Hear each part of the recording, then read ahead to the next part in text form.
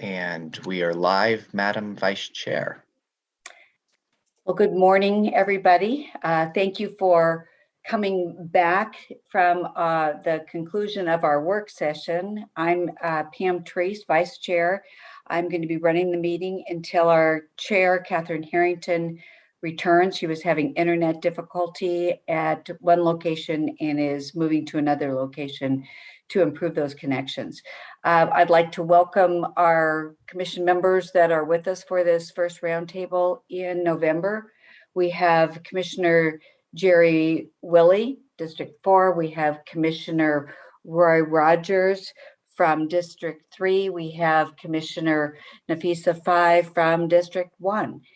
And with that, what I'd like to do is, again, thank all of us for our flexibility in relationship to moving that agenda item from the work session to today based on the length of time that our board meeting went on Tuesday.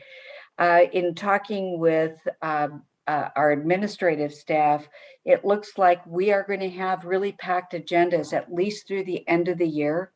I think we should anticipate that this may happen again and just be prepared that we could be going a little bit longer in different sessions, but also I'm grateful for our staff in relationship to those who handle our agenda, making sure that we have options as we move forward.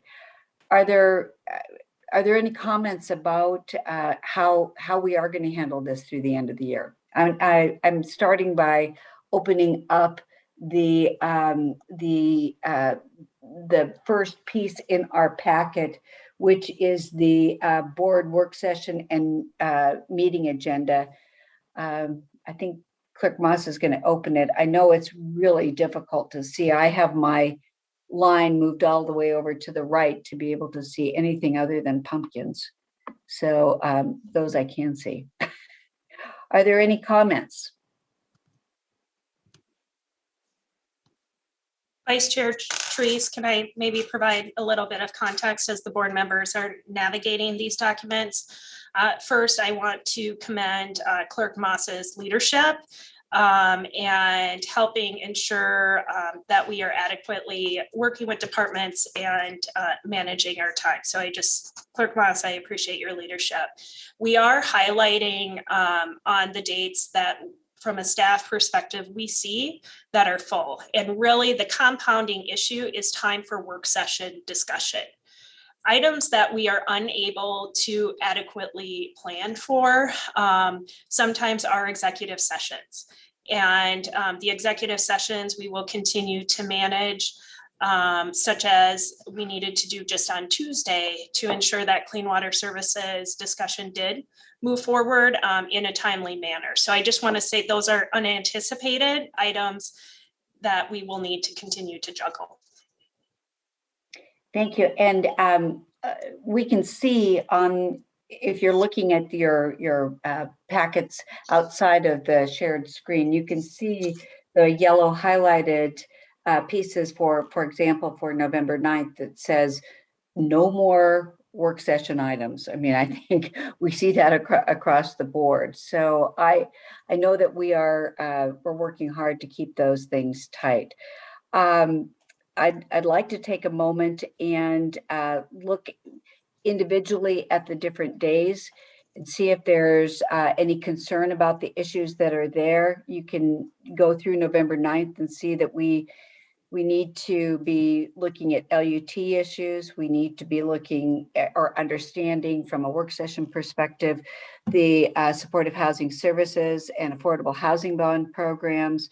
We also have the review of the community corrections program and funding on the 9th. And then in the afternoon, again, we go back to LUT and we have ordinance number 879, which is the Tigard Urban Planning Area. And we also look at the resolution in order to approve the intergovernmental agreement with Yamhill County, which is a very small slice of, I believe it is the university there in relationship to the refinancing of the Yamhill County bonds. We'll get further into that, obviously, on the 9th. Are there any concerns, questions moving forward there? No? Okay. Tanya, are there any issues that you would like to highlight for that day or any moving forward that we want to make sure that we are anchored to? I do on November 30th, I do want to highlight the SHS IGA overview and policy direction. Staff are reaching out to board members for one-on-ones. I know schedules are packed. This is a very important action for the SHS program as we move forward. So I do want to just highlight that item. Okay. So that is in November, on November 30th, as I indicated. So in November, that's the primary one I want to make note of. Okay. So I think the other piece that we all need to be aware of is the limited amount of time that we have moving forward after November 9th because of AOC and then the holiday season as we enter that. We'll be working independently with staff on these meetings to be prepared, and hopefully our work sessions will move smoothly as we go forward. I don't know that there's anything else to share about the rolling agenda. And I'm kind of tap dancing, waiting for the chair to arrive. The chair, that's perfectly clear to each of you. Yeah, would you like Vice Chair Treese to take a look at December as well, just to see for the end of the year? I can pull that up. Thank you. Appreciate that. And I'm looking at it on my other screen as well. Pam, if I could comment. Sure. I think obviously what happens in November and December is that we actually give up a couple of meeting weeks in both of those months, and that certainly compacts everything. So I'm just going to assume that Tanya and the staff have went through what's on the agenda for those selected meetings and prioritized that's absolute top priority stuff, and everything else is going to get pushed to January. I realize these are full days. I don't mind Tuesdays being pretty jammed because that's what we expect. And so we block those off and we go all day and we get a lot of work done. And it helps actually alleviate some of the other days during the week when we try to have other constituent meetings and other committee meetings. So I'm okay with this. And as long as I get a thumbs up from Tanya that these are the absolute top priority things and we don't need to move them into January, then I'm okay with this. And before I welcome the chair back, I do want to say, I think I agree with you, Commissioner Willie, and I think all of us work hard to prepare ourselves for these meetings, but it's going to be even more critical through the end of the year that we have read our packets and we're well prepared for the meetings so that they can go as smoothly as possible. Chair, what we've been doing, waiting for you, is looking at the rolling agenda moving forward. And I'm not sure what you're indicating. If they could please bring the slides back. Okay. And the emphasis that we've put on here is the fact that we need to be understanding of the fullness, if you will, and B, understand that we are going to need to be as flexible as we indicated we can be on Tuesday and moving forward to today. And 3, to be as prepared as possible for these meetings as we move through and make sure we're attending our staff meetings so we're prepared, reading the packets, that type of thing. We recognize that it's going to be a tough go from now until the start of the year. And in January, we hope to normalize again in terms of the number of meetings that we're having. So that's where we are. And welcome back. Oh, thank you. It is a little blustery out there, I will say. So the reason that I wanted to come back to this particular slide is we've already made arrangements on December 2nd for the roundtable to be in the afternoon. And this set of rolling agendas does not reflect that that change was made. That's all. I just wanted to make sure that was pointed out. Ms. Angie and I do sync up on the forward-looking rolling agenda. So what you see is the fruits of those labors, as well as that of her management with the team in bringing forward a product that does reflect the very principles that you all discussed. And thank you, Vice Chair Treese, for summarizing those so well. Really appreciate it. Yep, these are all the must-haves, must-dos. I mean, after all, we are the Board of Commissioners for a county of size of approximately 600,000. I know there's, looking at the January set, myself, there's some really interesting topics there as well. And then onward for that. So we've got a really an amazing slate of work, and I appreciate all that goes into this. You're right.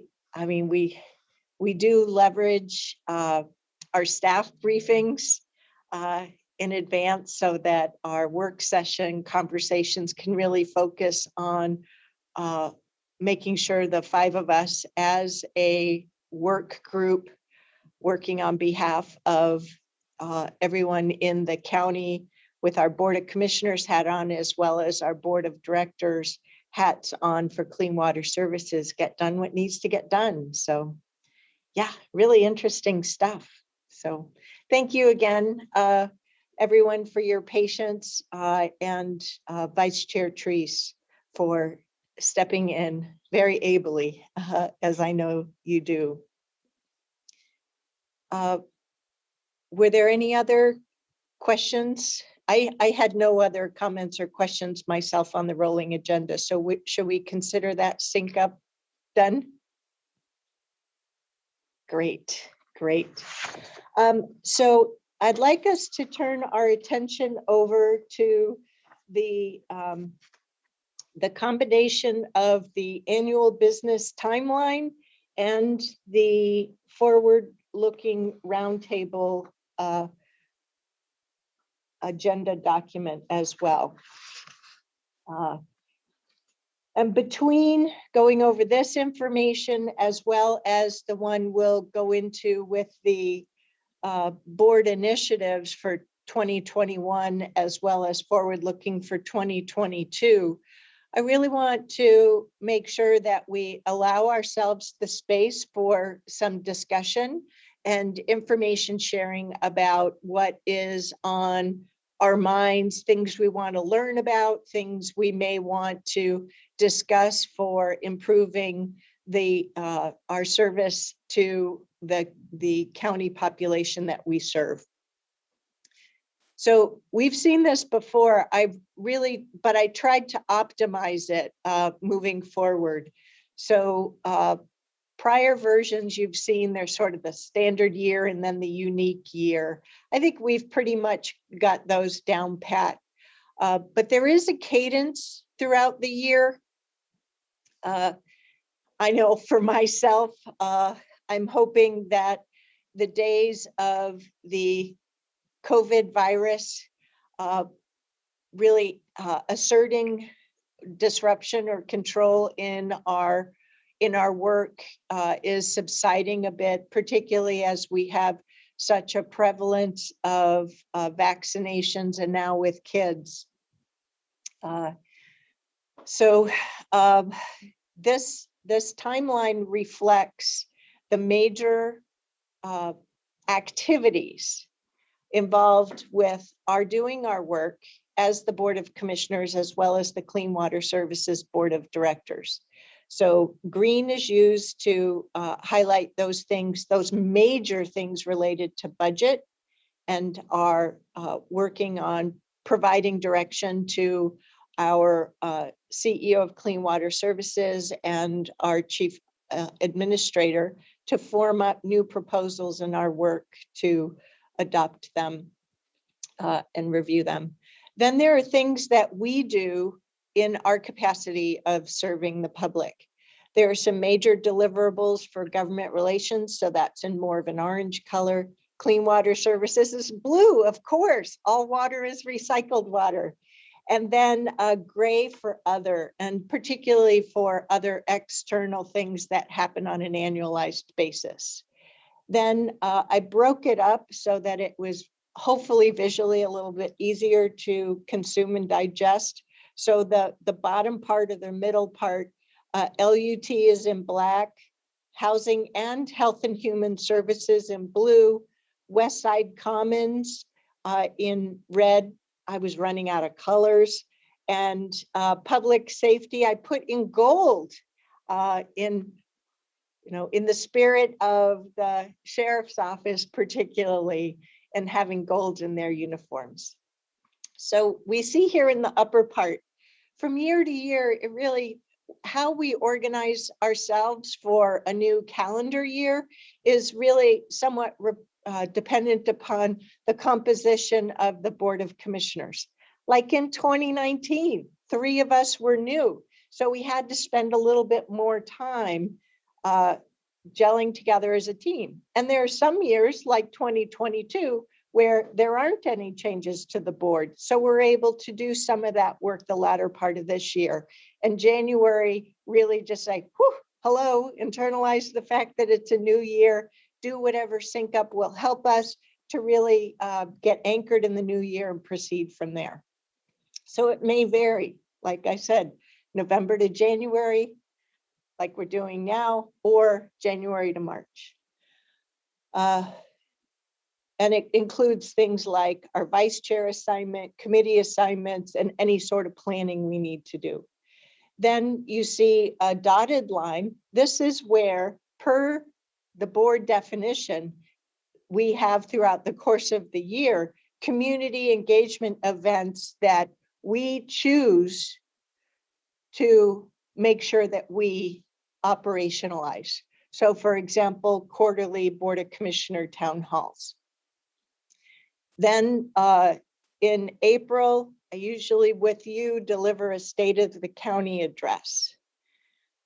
Then also in purple, one of our responsibilities is to make sure that we deliver the annual reviews for our 3 direct reports.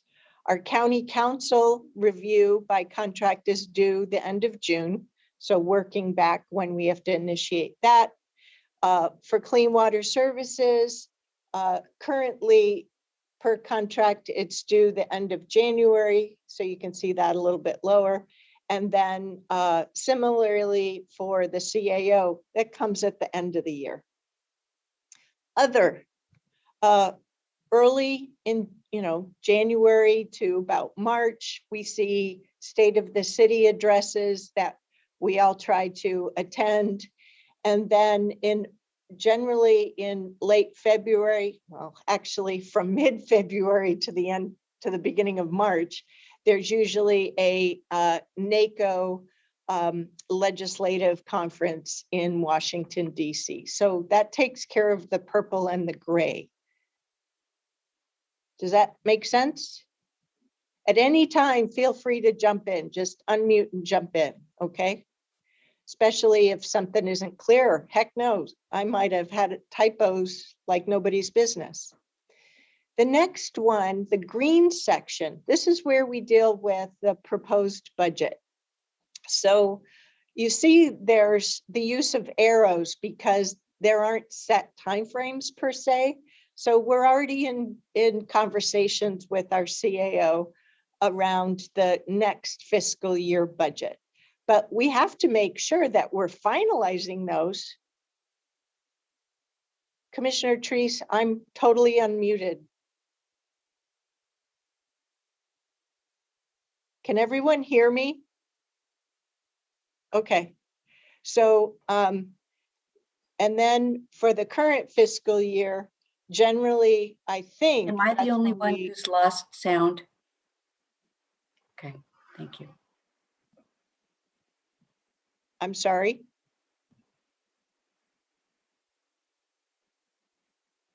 Okay, I'm going to keep going. We adopt the CAFR, and then usually no later than the end of March. Excuse me, I'm going to leave and sign back in. I'll be right back. Okay, thank you, Commissioner Treese. This is where the CAO tries to give us a heads up of, how are things shaping up with that new fiscal year budget, right? So that really is a good time frame where, we've got some good reminders that we may or may not have some things to think about and deal with that maybe hadn't been on our radar before. Continuing on in the green, we usually get access to the Washington County next fiscal year proposed budget around the end of April. And we generally have just a couple of weeks to really dive into that before our budget committee meetings happen. In a similar sort of time frame, somewhere around the middle of April, we usually get the Clean Water Services budget as well.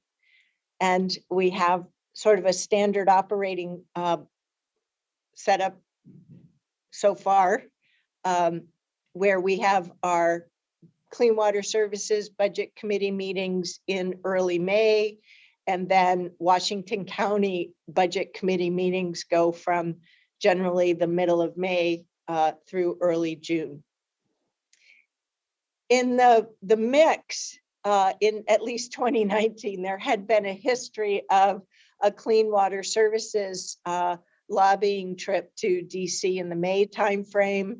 That, of course, changed with COVID. We've done it virtually. So we'll see how things move forward, as well as, agency needs with Clean Water Services change over time. I'll finish up with the government relations and then pause for some questions. So just moving to the orange, we've been in this cycle now with our great government relations team, both here in Washington County, as well as our contract team, where we've been working on developing the state and federal agendas. Then, we usually get those adopted certainly before sessions start. In the long session years, our state legislature starts the end of January and their session runs through June. In the even years, they're short sessions. So they run February and into March, generally about 6 weeks. So you just see a dotted line there because that varies. Whew. And then lastly, in the gray, we have the May primary election, which generally happens the third Tuesday or required. And it's about mid-month. And then June comes, and that's really just somewhat celebrating that the summer vacation season begins when public schools let out. And whew, I know I'm forever hopeful, looking for some ebb and flow in our work here this summer. Okay, let me stop there. Any thoughts or questions about just the general model that is shown at the top of the page? Commissioner 5, this is your first year on the commission. Does this feel like a bit of the ebb and flow you've experienced in your first year? Or I assume it will. Okay, so should I keep going? Okay, great. Thanks, Commissioner Treese. So the bottom part, just really trying to break up. We have a big portfolio, as you well know. So I'll start from the left, move to the right.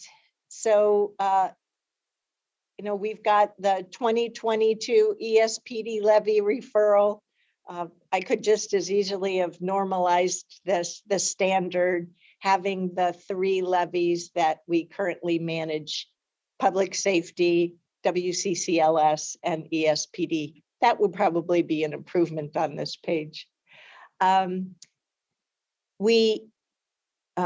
This year, we just had our annual joint meeting with the Fair Board last month.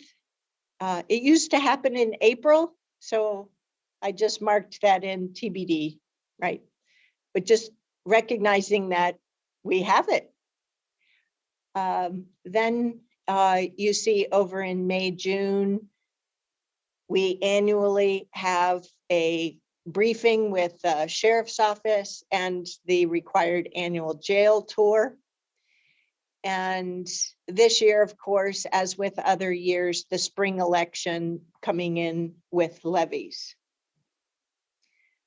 The LUT, long range planning, well, we still have our own discipline cycle of working with our management team to plan out their capacity through the work plan, as well as policy direction from us. And then the ordinance season, which has certainly now changed to throughout the year. So that's in black. And then similarly in blue, another all during the year activity. Part of what has changed with our workload, as of November 2018, the voters passed the Metro Affordable Housing Bond. And we've got a great staff, terrific pipeline of projects going on, but we play a role in promises made, promises kept, in participating in the groundbreaking and the openings of that, as well as making sure that we're mindful of the quarterly reports as well as the annual reports. And now we have the support services funding that the voters passed May of 2020. We've got milestones coming up with that. So just recognizing that there is some time that we all need to play in participating in that and recognizing and celebrating promises made, promises kept, and the good work, not only of our staff, but also of our community partners to put these dollars into great action for the community. Whew. Once again, I'll pause. Does this feel like what our first year has been like? Yeah, it's a lot. It's a big job. Okay, you want to take a look at the second half of the year?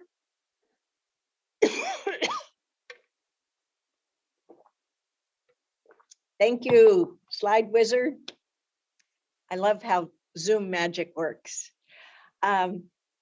Okay, up in the purple there, I really hope this year, July and August, provide us a little bit of that lull, and that everyone has the opportunity to go on more carefree vacations in summer of 2022. That will remain my hope.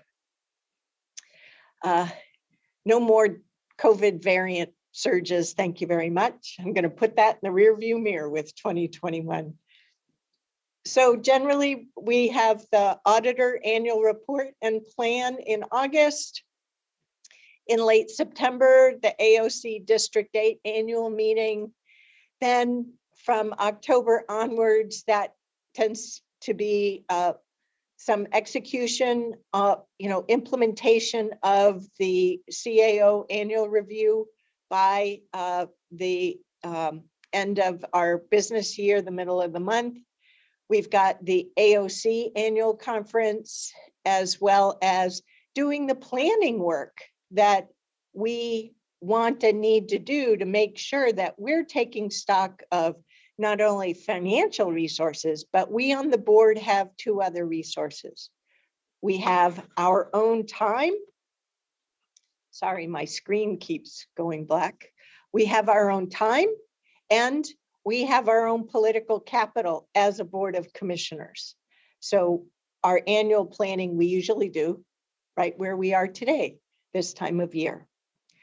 Government relations, you see once again in an orange color, the end of session, then they usually deliver a report to us to acknowledge the results of those labors and lobbying efforts, and then the end of the year forming things up again.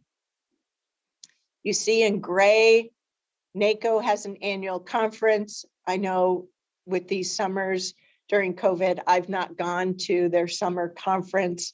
I did check their website. They have one coming up in Colorado in July of this year. So some of you may be targeting that. Both on the Multnomah County Commission as well as the Clackamas County Commission, they have commissioners who are more involved with NACO and policy development there. We're part of the large urban counties structure of NACO. And then they have a policy conference in the fall. In the blue, you see that we try to have a joint meeting with our really important advisory committee at Clean Water Services, CWAC. And then, our WEFTEC industry learnings in the fall, and then making sure we follow through on our performance review for our CEO. And then you can see recognition of, yay, summer vacations. And then recognize that, boy, once we get to Labor Day, it feels like a sprint through the rest of the year. So far, do you think I missed anything here? Reasonable construct?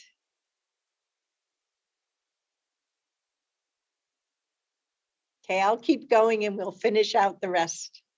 So LUT, Housing, Health and Human Services, West Side Commons, Public Safety. So we know we have the great Washington County Fair in August that we all try to go to. The LUT, land use and transportation ordinances, and certainly there are lots of planning projects and so forth. And some of you are more involved than I am with those different plans, and I thank you for it.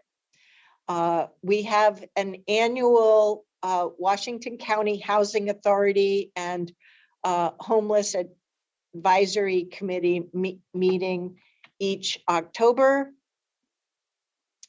And just like the previous slide, the affordable housing and support services. And I think here's where I have the Metro Oversight Committees. They tend to review those annual reports later in the year. And then we usually take stock, start planning in August or September to see what sort of community engagement we're working towards with our budget work. So we know we have some major forward-looking activities that we're working towards, such as the later next year, planning out a new community strategic plan effort. That's not reflected here because we don't have those plans yet, right? But that will be something that we'll want to be mindful of and figure out how do we set things up so that we can participate alongside our community in that effort while all these other things are also going on. So that's my goal here, is to just try to lay out for each one of us the ebb and flow of our common portfolio as the Board of Commissioners. Let me turn it over to you at this point to see if you have any thoughts or just, it's okay, check, move on. Go ahead, Vice Chair Treese. I just have a question about, and I'm not sure that this is the right place to bring it up, but I don't know how we share interest that we may have in attending conferences, in attending events. I know that Commissioner Willie and I both had expressed interest in attending a GPI related trip. So I just, I'm not sure how and when we do that, other than perhaps just in work session when something comes up. Is there other information that I'm missing? So Commissioner Willie is our board representative to the GPI board. And you're right in reflecting that through GPI, there are these best practices trip. And I think Commissioner Willie might have gone on one recently. I don't know if it was Nashville or some other place. No, it was canceled. Oh, okay. We haven't been on one of those for a couple of years now. The Nashville was postponed until next April, and I don't believe I'm going to be able to make that, but I haven't scheduled out my calendar yet. But yes, so it was moved to next April. Okay. And some of those trips I would just put forward aren't just, I mean, my interpretation is that all of us could learn something from some of those trips. I don't know that it's limited to GPI members. We may have a different, if that's the case. You're correct. They are not limited to GPI members. It's just that GPI has served as the organizing host. Randy Miller has been putting these trips on for over 20 years. As a Metro counselor, I went on a few of these trips domestically. I felt it was too much of a stretch as an elected official to travel to the international trips that they've done. I did learn some things, but I did a pick and choose very carefully myself as a Metro counselor in participating. There were a lot of trips I didn't go on because I just couldn't correlate where they were going and what was on the agenda and my charge as an elected official.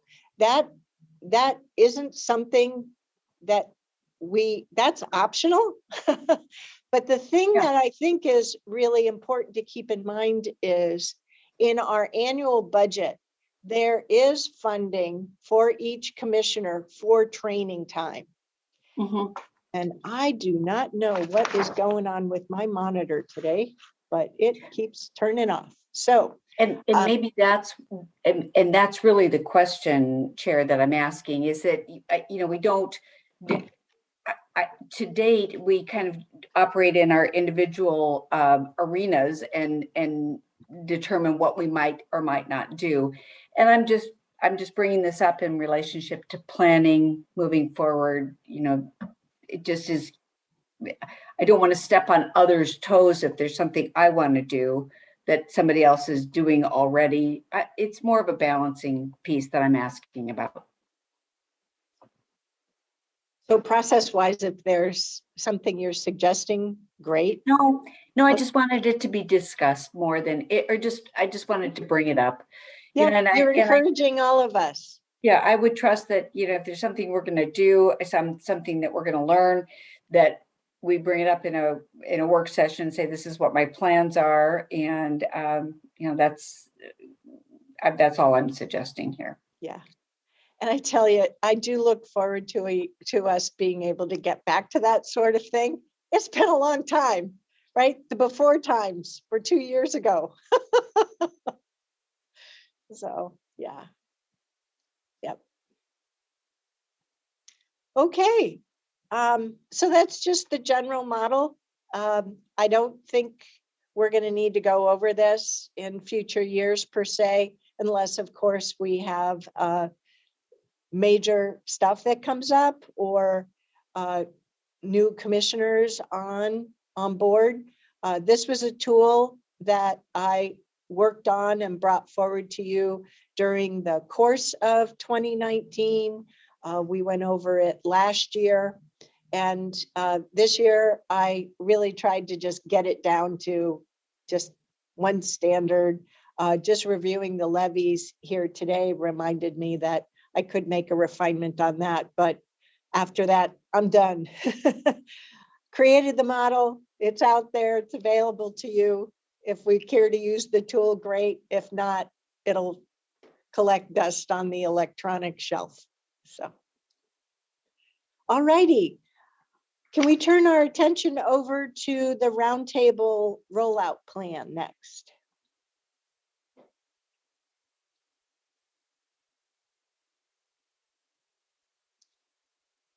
Zoom wizard, could you display the roundtable rollout plan document? That's in Yes, the packet? Madam Chair, we will get that. Give me 1 second. Sure. So we all have it in the packet. I'll just start speaking and it'll come up. So in July, we had our roundtable and identified a list of topics, and we continued that on. You know, for example, we had a great roundtable time together talking about climate change. So in the October roundtable packet, I had put in the future roundtable topic list. And what I tried to do with this list is identify for you what has been programmed in. So you'll see that with the climate adaptation and challenges, we identified, there you go, in the lower part, we identified that we'll come back to that in the second half of the year. Service level and urban services discussion, we reflected that we want to be talking about that through the community strategic plan as well as the strategic facilities master plan. On community engagement compensation discussion, we asked our CAO to start scoping that with staff, and so that will take care of through the future rolling agendas. And then Commissioner Treese, Willie, and Ms. Angie, through our discussions with looking forward at industrial lands, we asked you to scope that out and bring it to a future work session topic sometime in the first half of the year. Phew. So you can see, sorry, if you could go back one page, just looking forward from November through to December. So we'll go over board initiatives in a moment. Next month, we'll finalize whatever we need to finalize. So each of you will have had some reflection time after today, so we can sync up in case there was anything we missed that we wanted to finalize, and then look forward to the new year. And then in December, Ms. Angie would like to give us some updates on design for the future. This is where we'll have our roundtable in the afternoon because we have the town hall in the evening. Yes, Commissioner Treese. I'm just asking the question here. Yeah. Is, and I should know this, I don't, is the discussion around the charter changes for term limits embedded in our roundtable plans moving forward, or does that fall into this list of future topics? If you recall our discussion at the prior roundtable, it's a topic that through our discussion, we identified it was a topic that Commissioner Rogers is personally interested in, but there wasn't any majority commissioner that was interested in carrying that forward. So we encouraged him to continue to pursue his individualized interest. Okay, I just didn't want to lose that if that was supposed to be there. Okay, thank you. Nope. This is true to all the records. Yep. Okay, so if we can go to the next page now. Thank you, Clerk Moss.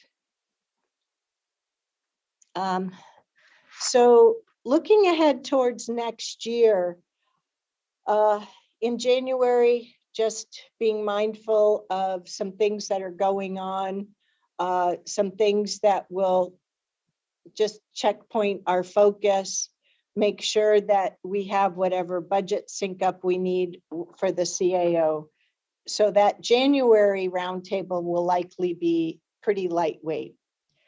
I know for myself, one thing in looking at this year that I wonder about is NACO has that conference for this upcoming year. It's February 12th through the 15th, 16th.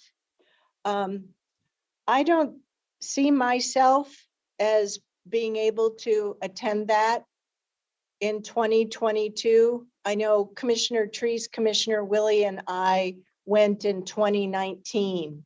So, we may just want to be mindful of that as an opportunity and, look at, please think now about that, and, no later than the January roundtable.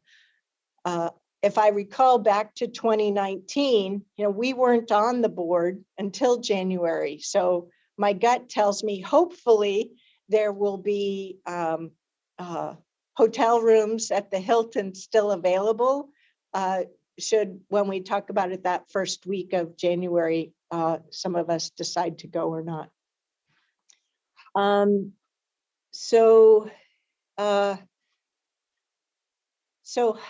this is a point by which I thought either here or with the board initiatives, we might want to have some discussion about things we want to think about moving forward. I did in a one-on-one with our Clean Water Services CEO, Ms. Diane Taniguchi-Dennis yesterday, did identify that we should target the April 7th roundtable as a Clean Water Services day, so to speak. So that was just yesterday. So I wanted to give you that verbal update. But I really wanted to expand this up and see what are some of the things that may be on your mind that we may want to have some discussion time about. How do we want to be intentional on different topics? And I can give you some examples if you want to spur the discussion here of things that I wanted to share with you that I'm interested in learning more about. And it could just be that we create a parking lot and list these things out. So Clerk Moss, if you have the capacity to just type up a list of what you're hearing, I'll certainly do my best as usual to handwrite a list and put it into the next roundtable notes. But for example, back in 2019, through our board conversations, we talked about how, Commissioner Rogers and Commissioner Scouten had already had training on, I think, on a trauma-informed model. I know from my standpoint, I'd like to get some training on trauma-informed change management. I think the whole concept of trauma-informed thinking, especially in the policy arena, has changed quite a bit. But it may go into trauma-informed service delivery or trauma-informed policy setting. Particularly as we're being more intentional around equity as an agency in working with our community, that's an area that I know I want more training. Now, I will say that through the Metro Supportive Housing Services Oversight Committee, I am getting some of that exposure, particularly for the retreat next Monday. There are different articles we're asked to read about the language of white supremacy and racism and so forth. So anyway, so that's one example. I can give you another one. social determinants of health equity across our portfolio, policy portfolio. You know, these are relevant items as we move forward as a board. I don't know how to schedule that kind of stuff in yet. That's not the degree that I'm going, but rather at a high level, just brainstorming and the list of things that I think have relevance to our work. Thoughts, anyone? Because if I'm the only one interested, I can just go do this on my own. I'll go seek out whatever training I need. I'm interested in the trauma-informed approaches. I haven't had that training. So that would be something I would be interested in receiving.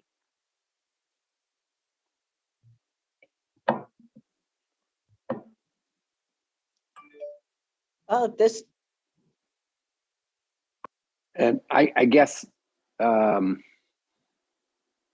not being on any of my radar until this very moment, I guess I'd like that to be a kind of an individual decision. Just make it available to say, make us available to that information. And if we want to pursue more information on that, we can do that. I think each one of us struggled with some of the busyness of our schedules already. So we would need to individually decide if we wanted to shoehorn something in there and do that. So I guess it's interesting stuff, but it's all new stuff to me. And so I'd like to see what's available. Well, and this is where, so I'm not asking for anybody's commitment today, not at all. This is just a brainstorming exercise. What might be some of the things you'd be interested in? So we will have some, further opportunities to nail that down or not. But also at this juncture, we do have months where we don't have topics slotted in. So we could dedicate those for training days. Our staff has some capability and resources because some of them have been trained up on some of these topics.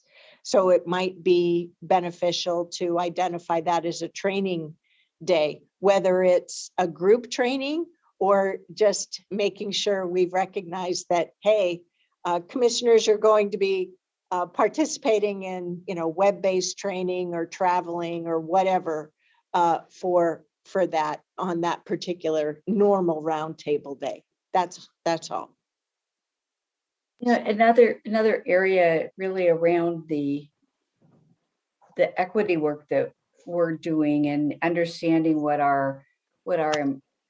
the employee base is experiencing, and also what our community is experiencing, is discrimination, harassment, and what that means, and how as leaders we have a clear understanding and can have a common working knowledge as we move forward. Yep. Good idea.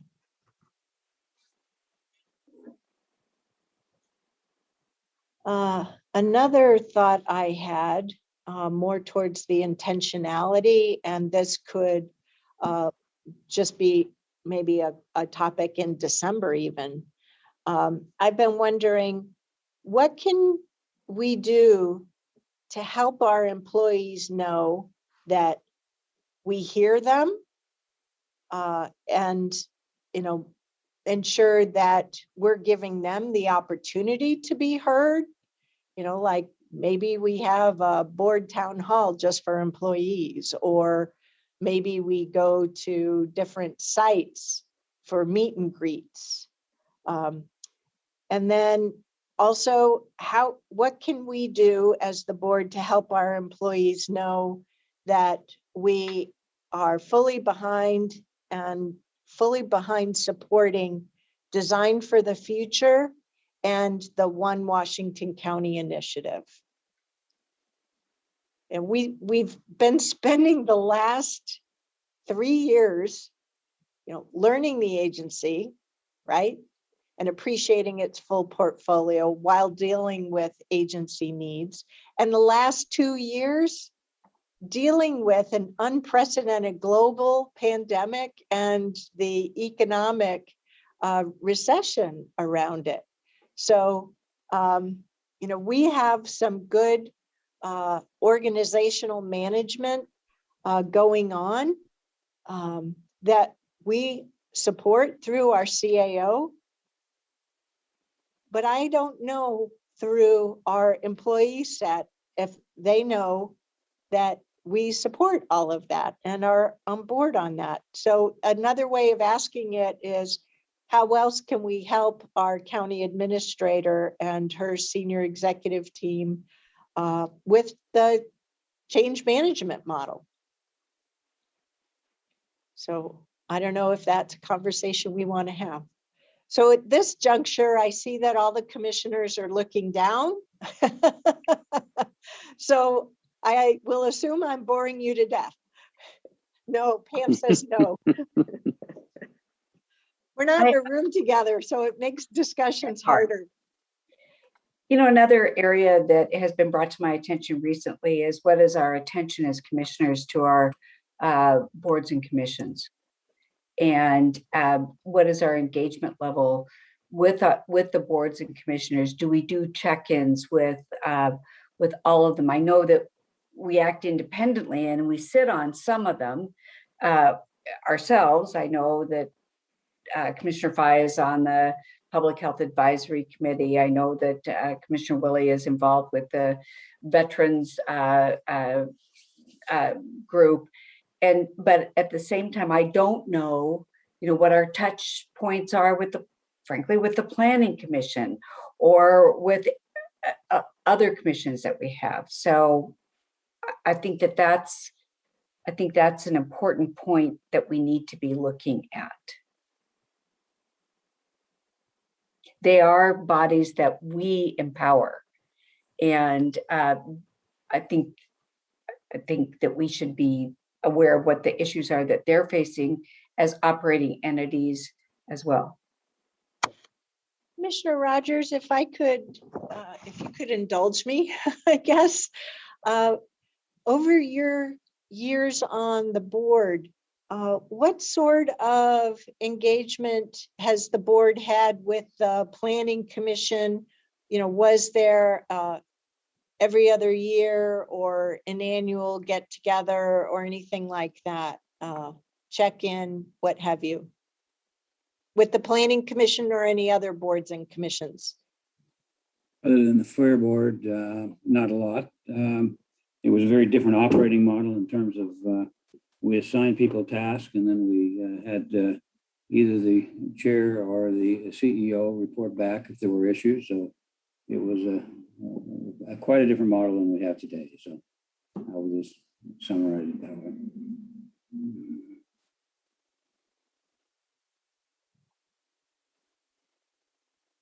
So I think looking back at records and talking with the CAO office, I do know that in some years the board did have a dinner with the Planning Commission, at least a little bit of a get to know you sort of thing. No one's been able to produce any records for me to indicate what sort of, if that was ad hoc or if it was intentional. But I think you raised a very good point, Commissioner Treese. I know that through our 2019 conversation about boards and commissions, the county administrator at the time made sure that we knew that it was pretty much a hands-off approach, that folks were empowered through the bylaws and the missions of each of those boards and commissions. But you're right, it's probably a good time for us in 2022 and forward to take stock and, what are they chartered to do? And I recall we had some maybe some discussion or loose presentation in 2019 that I don't recall having a chart, but some are empowered by state statute, some are empowered, by different things. So, but a good idea. We'll put it on the list. Any other thoughts? I think there are a couple of other things that I've had the opportunity to think about and self-reflect in the nature of our work. Making sure that we take an interest-based approach, or at least that I do in our work, a strength-based approach. Where do we have strength as an agency? Trying to make sure that I remain open and curious as we step through difficult conversations and uncomfortable conversations, and recognizing that there's some organizational unlearning. I do think also that we're being very intentional about our equity work as well as our organizational management. But I want to make sure that I do a better job of asking who's not in the room and whose voices have we not been hearing from. We've tried to make sure through our equity resolution and operationalizing that through 2020 and 2021, that we are better about that. And I've also tried to recognize that people are really tired. COVID's been very trying, and everyone needs time for recovery and renewal. I remain hopeful that with the November holidays as well as the December holidays, that folks will be able to have some fun and gather with their fellow vaccinated family and friends, and just have some joyful time. So anyway, those are just some thoughts from me through the course of this work. No particular roundtable subjects or anything like that, but these roundtables are an opportunity, an easier space for us to step out of the policy topics and the issues of the week, the day, or the month as we do our work as board members. So those are just some things I thought I would share as part of our annual and my own taking stock of this year and all that we've accomplished, because we have accomplished a lot. And then looking forward to the next year plus ahead. So, okay, so stay tuned and we'll keep going from there in terms of our future roundtable plans, just as we've done this year and the year before that. If we don't have topics or needs, we will cancel the roundtables in advance, but we also right size the time spent. So, which, taking stock of the time, we'll turn to our last checkpoint topic now, and that is the board initiatives. So we have all that in the packet, and I have to observe that in throwing everything into my bag as I went from being at my desk at home to being in the office, that I misplaced my printout of this, so I'll just work from the screen. Thank you. Can I have a quick question? Is this I pulled the packet up on another computer that I have alongside of me here, but I don't see that in the packet. So did I miss something? You didn't see what, the board initiatives? Yeah, what you've got right there in front of you. Do I go to some other place to pull that up so I can see it on my screen? It's much easier to read on my computer than it is It's on on the the Zoom agenda. screen. Yeah. It's on the agenda, Jerry, the last one. Yeah, Okay. Commissioner Willett should be the attachment for item 3. Okay, maybe I didn't forward that because I have to forward that to my personal computer to do that. So, okay, I'll look that up. Thank you.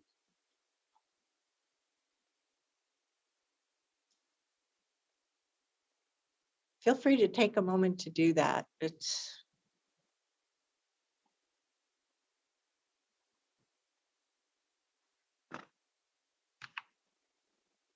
No, go ahead. I don't want to hold this up. We're on a time limit. So go ahead. Okay.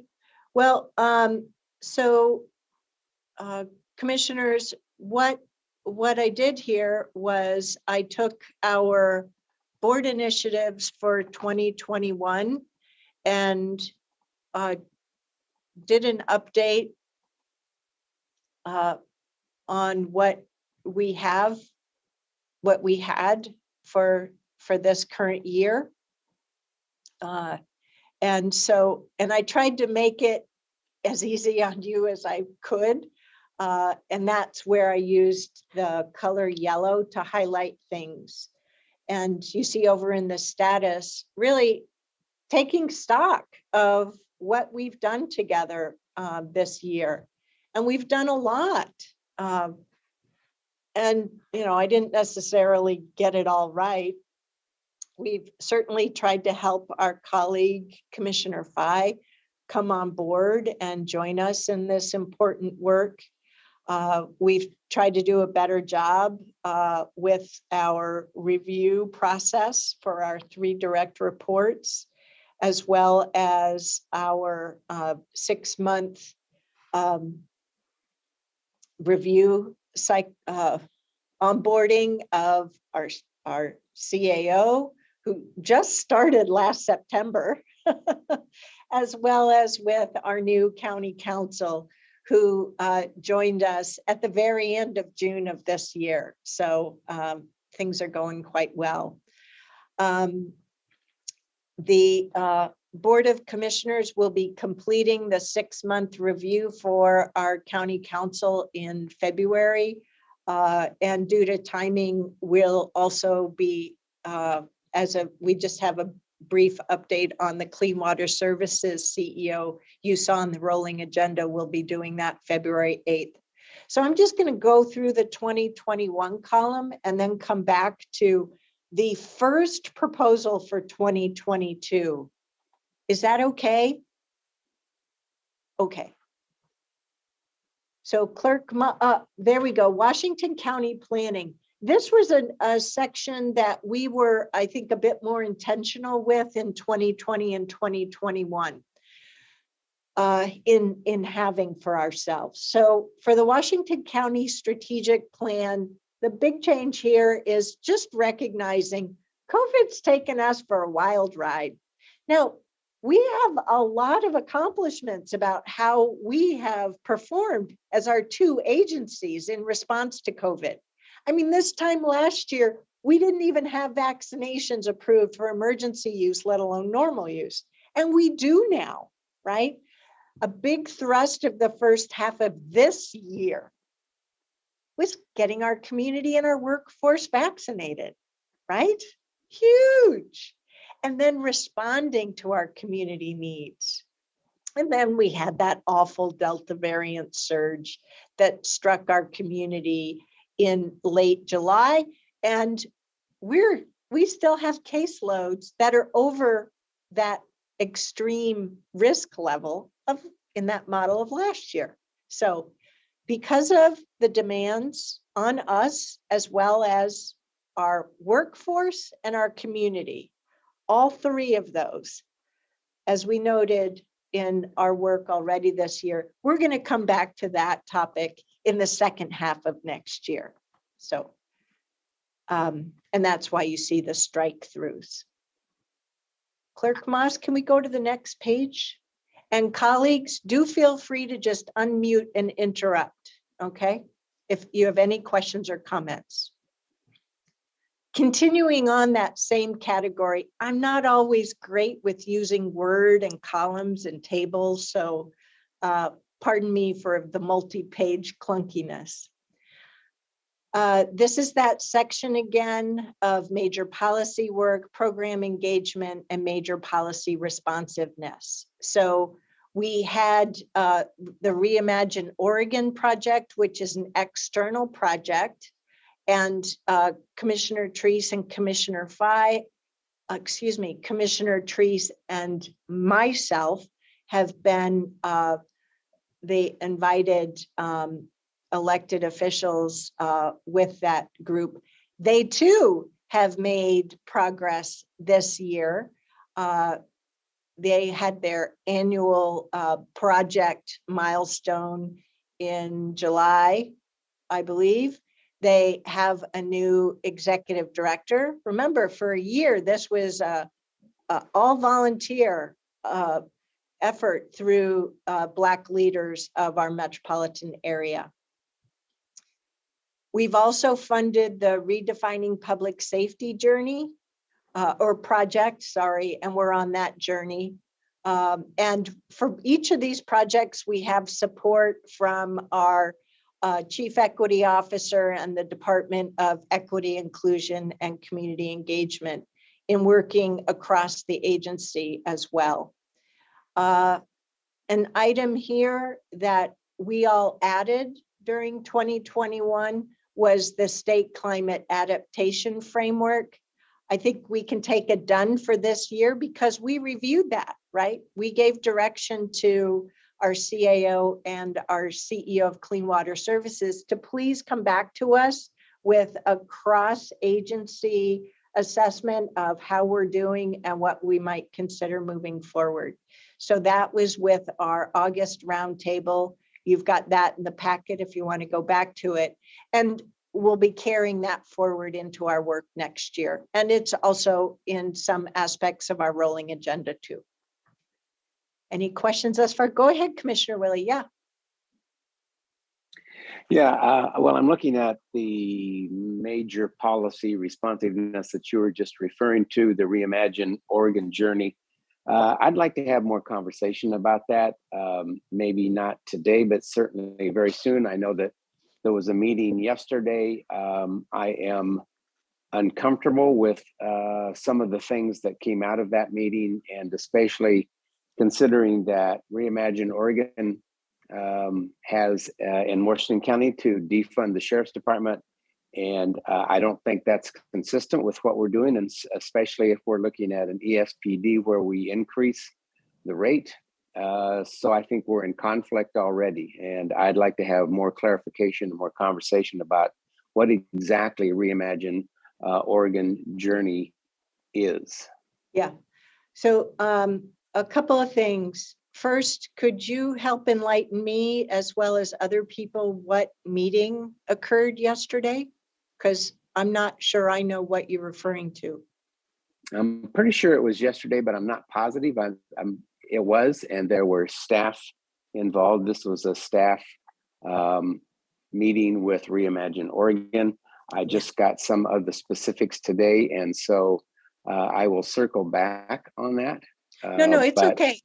Because I think I have that Commissioner Treese and I and Ms. Angie have a little bit of an update. So we, the board, asked our staff to support us in this effort, which they've been doing. And we had a sync up with myself, Commissioner Treese, Ms. Angie, Sheriff Garrett, and Ms. Tillman recently. And from that, Ms. Tillman and others were planning to engage the Reimagine Oregon team to let them know that they're continuing to have the verbiage on defund the police doesn't work for us. And so the approach is to talk with them first. So that was a staff level conversation first, which I think is what you're referring to, and try to help them advance the phraseology, because we're all here at the elected level and the board level in agreement that our constituents want safe neighborhoods, and that it is quite problematic for us as a board and an agency to have them propagating that theme of defunding the police, when we know in working with our community that that blanket statement does not work. At the same time, we've tried to be very clear with them since they started in July of 2020 that we are investing time, energy, and dollars to expand our capacity for mental health response, which has been in that mix as well. So that's the verbal update, but it's the there's appreciable work that needs to happen to get that representation of an external group around their positioning updated. So Commissioner Treese. I just wanted to add that my understanding after the discussion that we had that you're referencing was part of the information that came from Latricia was that the message had been sent to Reimagine Oregon that their staffing has been limited and that the perceived intention of that group is to remove that verbiage. It has not occurred yet. That's, I just want to get that piece out there as well.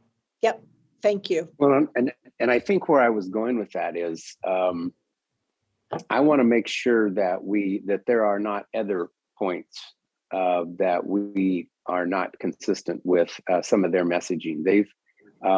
It's a pretty broad messaging that they have. And I guess I have other concerns about this. I know that quite some time ago, we had Lamar come and make a presentation, and this was actually pre-COVID because we were all in the auditorium, I think. Well, it was last June. It was while we were having our hybrid meetings. Yeah. So at any rate, and I think at that point in time, we did commit to that $50,000 a year. But I feel like maybe I have forgotten about this, but I'd certainly like to know a lot more about what exactly it is that we are committing to and what this journey is. I have some other concerns, but I won't enunciate these at this point in time, but I would like to have further conversation probably with Latricia and Tanya and whoever else that would be needed to be in that meeting. So go ahead, Commissioner. That's where I am on this. I'd like to ask Ms. Angie for an update, if you can give us one, from the staff meeting. The commissioners, Chair Harrington and Commissioner Treese are right. This was a staff meeting. It was a staff meeting with Latricia Tillman, our Chief Equity and Inclusion Officer, as well as Interim Assistant County Administrator Aaron Calvert, and the directors of our public safety departments. Our public safety departments do remain concerned about defund because of the operational needs that the board has previously heard in the public safety departments. I have not met. This meeting was yesterday afternoon. So Latricia, Aaron, and I are scheduled to have a follow-up based on the last conversation that staff had with Chair Harrington and Commissioner Treese. Is then we would follow up with the two of them as they are the liaisons to Reimagine, and then discuss next steps, bringing this to the board if needed. And to be clear, Commissioner Treese and I are the liaisons as invited by the Reimagine Oregon convened group, okay? It is their program, it is their agenda, and what we are challenged to do is navigate through how they represent their agenda and their position.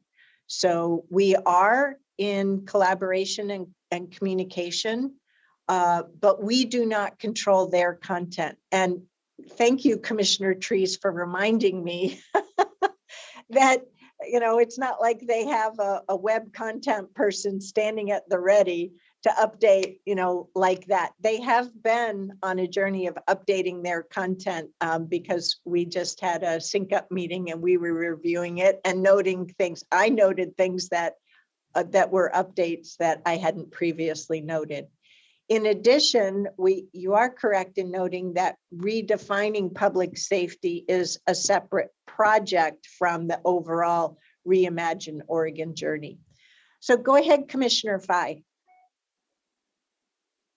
I think you answered the question I was going to ask. My question you just answered, Chair Harrington, and it was about the presentation that Lamar Wise did to the commission prior my joining this board, which is different than the Reimagine, but I think you said it very well. So the other thing I think I would add, Commissioner Willie, we actually have agreement that as a board, or at least amongst you, me, and Commissioner Trees, that we do have some discomfort about the way the information is represented here in 2021. Okay, and we're trying to influence that. The part where I think that I have a different perspective than you do is, as I just used the word influence, we do not control. That is not a project that we control. So our tools are that of influence.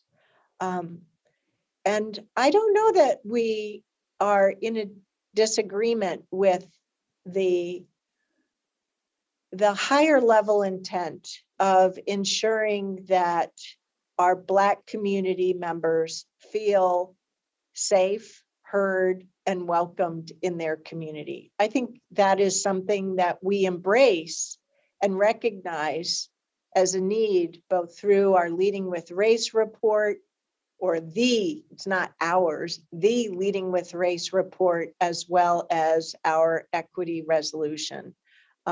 Will things continue to evolve? You betcha, right? That's what community is all about. So I really appreciate your bringing your thoughts forward for discussion.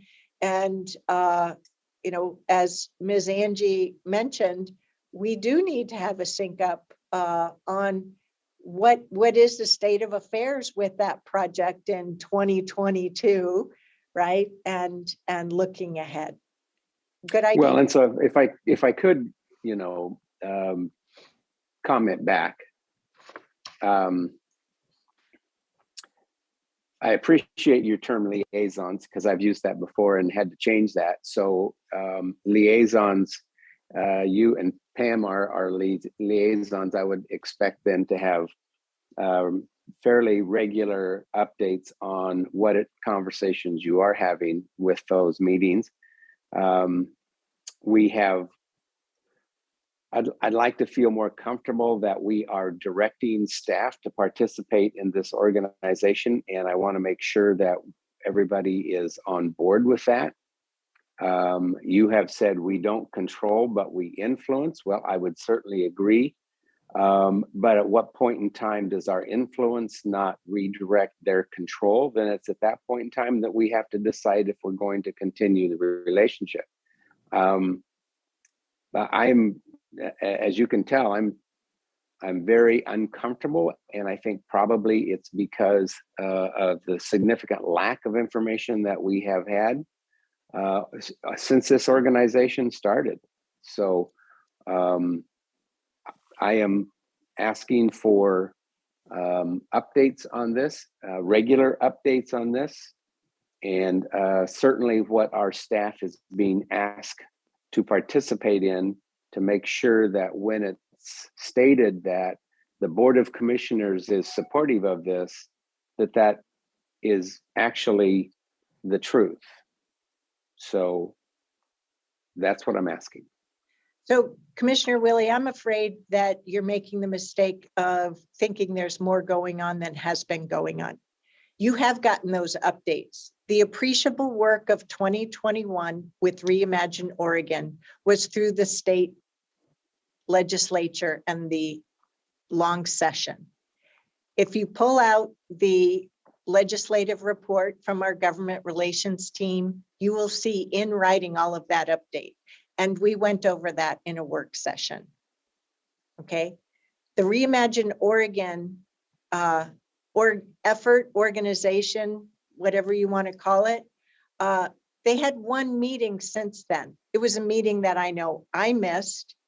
And Commissioner Treese, myself, Ms. Tillman, Ms. Angie, and the sheriff just had a sync up in the last couple of weeks on this. So you haven't gotten a progress report because other than what that organization did during the state legislature, for which we did receive an update, nothing has gone on. Nothing, right? So you can't have an update on progress when nothing is happening. Well, So- I would disagree with some of that analogy that you just gave me, but the bottom line is I'm asking for more information, more current information and an update. That's what I'm asking for. Not a problem at all. I support that. I'd chime in and Jerry, I think that's a realistic ask. If I'm hearing you correctly, you're wanting information. There are other issues that we haven't even talked about in this, but I think it's fair just to get some information, understand that until this board states a position, that's what the liaison should carry. And it sounds like they are, but I think that would make you more comfortable. So, yeah. Yep. I'm not sure what, go ahead, Commissioner Treese. I just want to say I hear this loud and clear. And I think that the last meeting I did report on the last meeting that I attended, and that was the one where we got the quote grades from, it was actually a press conference. And I did report back to the board about the different grades that the different counties received. So and that frankly was the last meeting that I've attended as well. So, but I understand that this is a sensitive issue and you need to not only get information, but feel like you're getting the current information. Those are two different issues. So thank you. Which is exactly why you see over in the 2022 column, the Reimagine Oregon journey. And we use that word journey because this is a responsiveness engagement as well as redefining public safety. Yep. Absolutely. Any other further board discussion on that? Okay, why don't we go to the next page?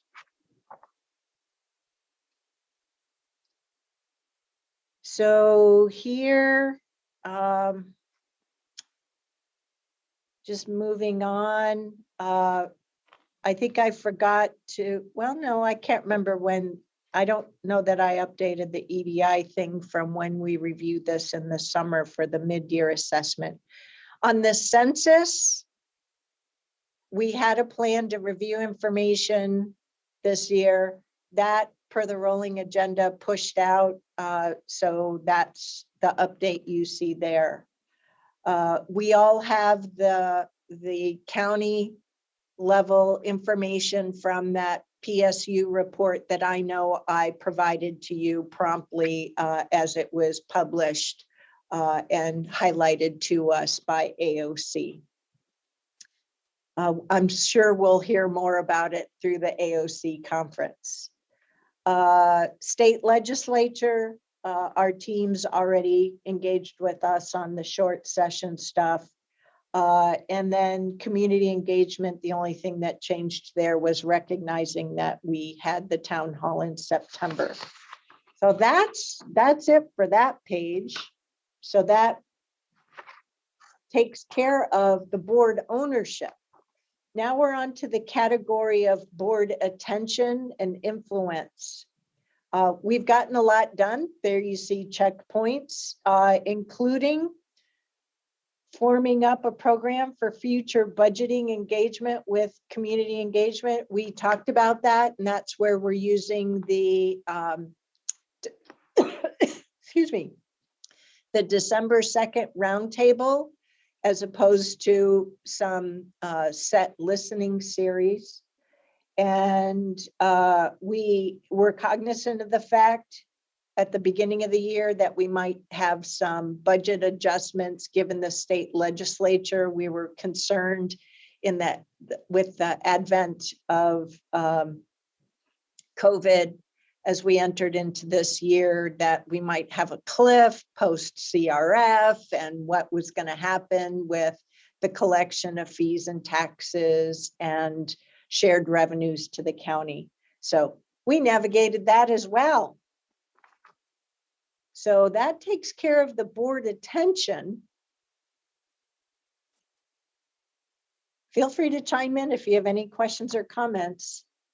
Now we're into the third category of board awareness. Once again, just the check marks on the things that we got done. You know, nothing.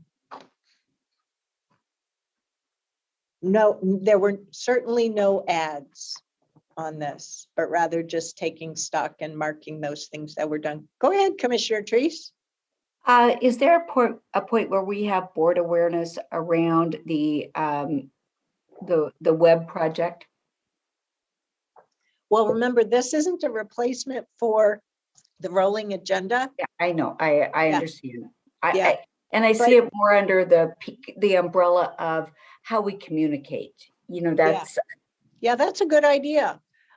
We didn't add that. Maybe we should, certainly moving forward. Go ahead, Miss Angie.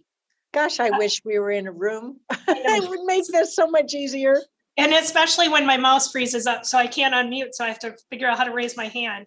The ITS team is currently scheduling one-on-ones with each of you to discuss the current progress update on the website. A key action before the board, before the end of this year, is changing of the domain name, both for our website as well as our email extension. It'll be shorter characters, so that's always a positive. The key timeline is we are looking at an April 2022 launch. So part of the briefings on the one-on-one is to get feedback from each of you as a key stakeholder of the website of what are your needs and desires. This is happening simultaneously as we do community engagement as well. Could I ask a question about that? And I'll reinforce again, folks, you don't have to raise your hand, just unmute and talk. Well, it's our virtual discussions, right? A little less formal than when we're in a meeting and so forth, a work session or certainly a business meeting. One of the things that I've been reflecting on with the website is, you know, I went through as a Metro counselor a major website redesign. And with that, they did a bunch of focus groups with people outside of the agency who used the website to try and they did model mock-ups with them to try and do some different configurations, you know, user interface stuff that, you know, early in my computer career, I was like, no, I don't want to do user interface stuff. I'd rather do all the guts and the power stuff, not the front end. But boy, do I appreciate anthropologists and user interface experts with all of that. So I'm wondering, as you talked about the April 2022 launch, have we provided, well, you know, it's been really hard during COVID. but is our team able to get some focus group feedback from real constituents? Or is this all being done by a bunch of computer geeks and their best estimate? So it's an and I am proud to say our team is meeting with real people. So in your one-on-one briefings, you will hear about 3 categories of community engagement. The first is surveys. So surveys, user surveys. And then also listening sessions, qualitative feedback opportunities, and then specific focus groups. Within your information that you'll receive in your briefing, I just don't have it at our fingertips. Okay. It will also include how we've reached out to different segments of our community to really get diverse perspectives. As far as the focus groups, there is not only the I'll call that, well, they're wireframes. So the mock-ups of potential new website design is not only just in English, it is also in Spanish and Mandarin. So we're testing different languages. So this is a great timing for this conversation because I was just fortunate enough to have a briefing from the team yesterday in anticipation of your upcoming one-on-ones. Oh, that's so exciting. Yeah, and so before the one-on-ones, if you can kind of compile all your hopes and dreams for our website, because our board, of course, is a key stakeholder in the website. So this is your opportunity to share. And the team, just as we are with our community members, determining what can we do now. And then as our ITS team explained, we may have phase 2 of some things we need to continue to work on because websites now are not just a one-time development. It's really an ongoing process improvement to serve our community. Wow, job well done. That's great. That was an exciting update. Thank you. So Commissioner Treese, to your point, I think that's something that in the 2022 column, we should definitely fit in somewhere. Not sure where. No other, for lack of anything else, miscellaneous. Well, and maybe the other piece here is we so frequently talk about how we're communicating with the public, how we're communicating with employees, how we're communicating with each other. I think I'm not quite sure how it fits under board initiatives. I'm having trouble with that connection point, but there might be a place where we talk about, you know, where are we, what is our focus around communication? And that's such a broad topic, I recognize that, but I think that it's almost always part of any decision that we are making. So our vehicles, our methodologies, you know, our philosophies, I think are all important in relationship to that. So to answer your question of how does it fit in with board initiatives? So this board initiatives tool is a tool to help us be aware and to balance our resources, right? Our primary resources, our time, and our political capital. Right. So this tool and the rolling agenda helps us answer the question of our time. This tool is the primary tool for appreciating or taking stock of our political capital. Right?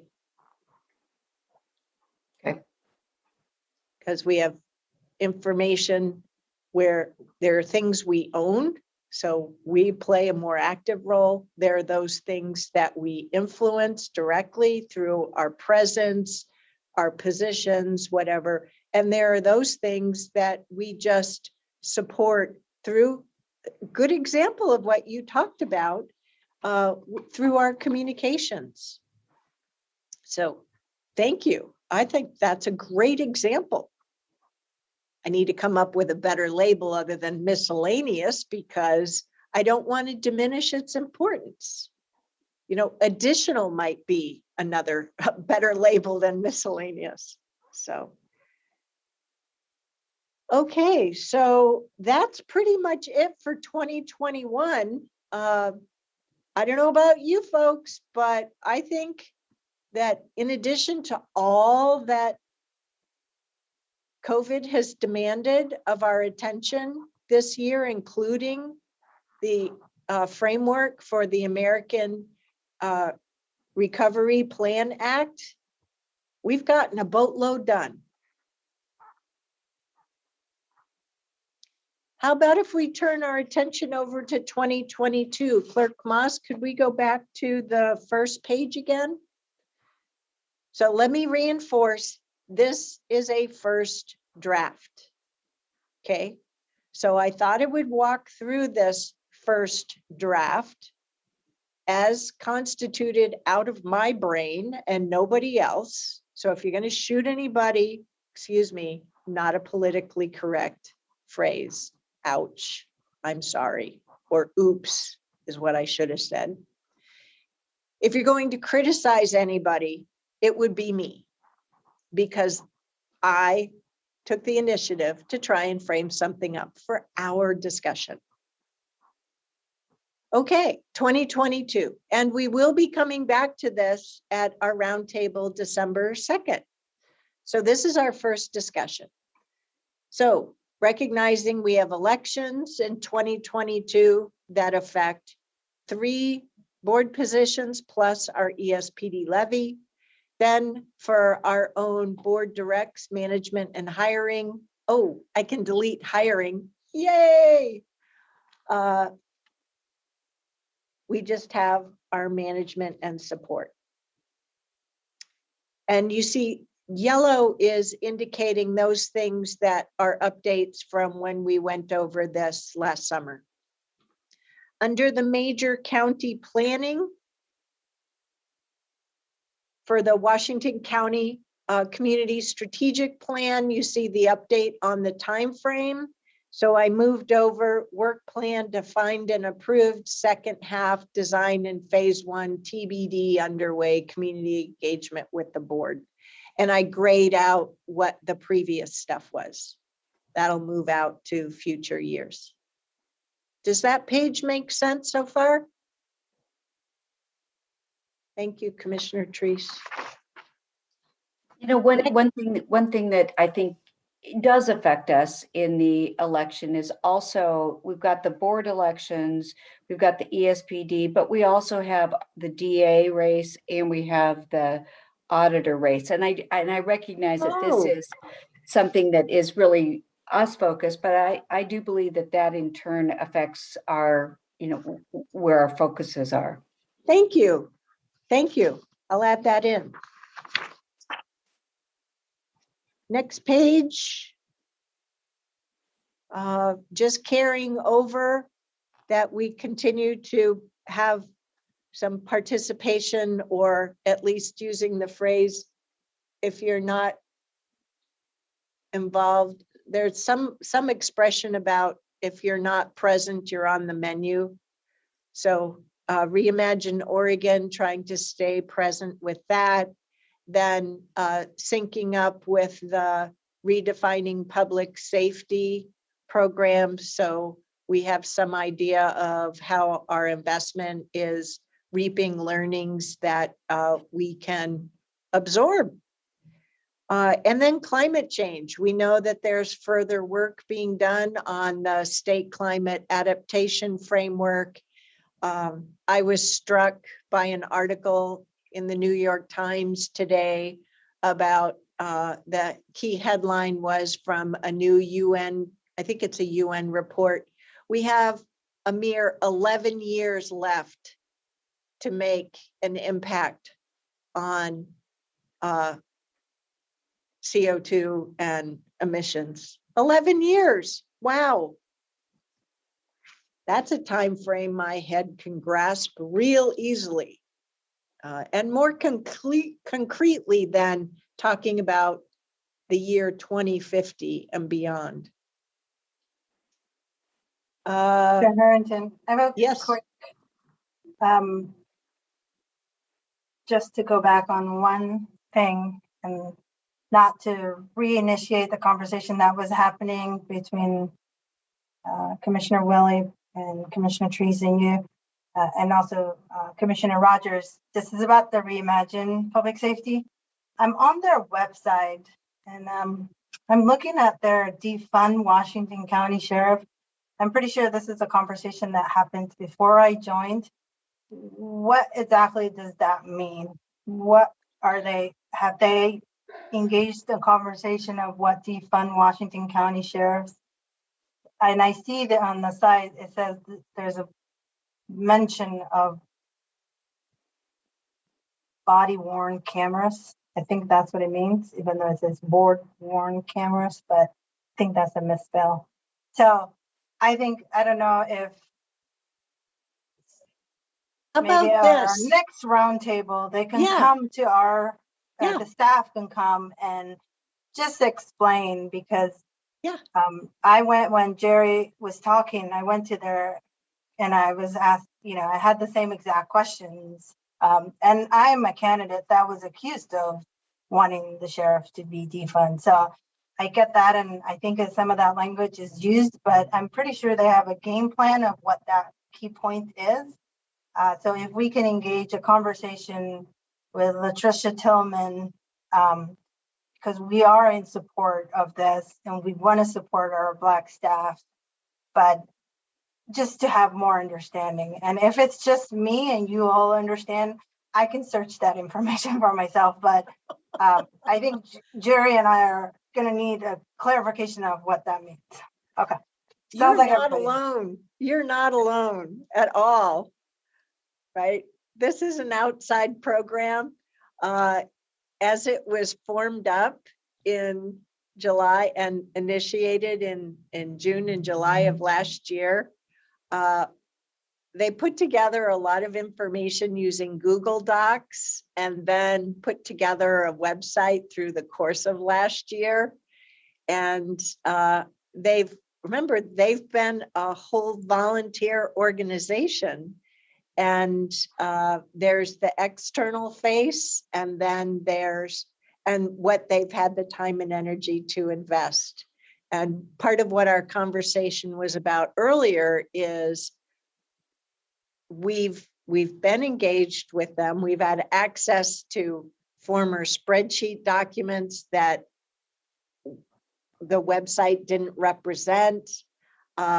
Commissioner Treese mentioned that they recently, in the last 4+ months, or since earlier this summer, which feels like a long time ago to me now, they went through a process of grading the jurisdictions. And I Googled that after a recent meeting, and I think the only way I could find information on that was through a newspaper article on the press conference that Vice Chair Treese mentioned versus on their website. So we have this different information representing viewpoints and plans at different times of this outside effort and organization. So we're on this journey together as a group of 5 elected officials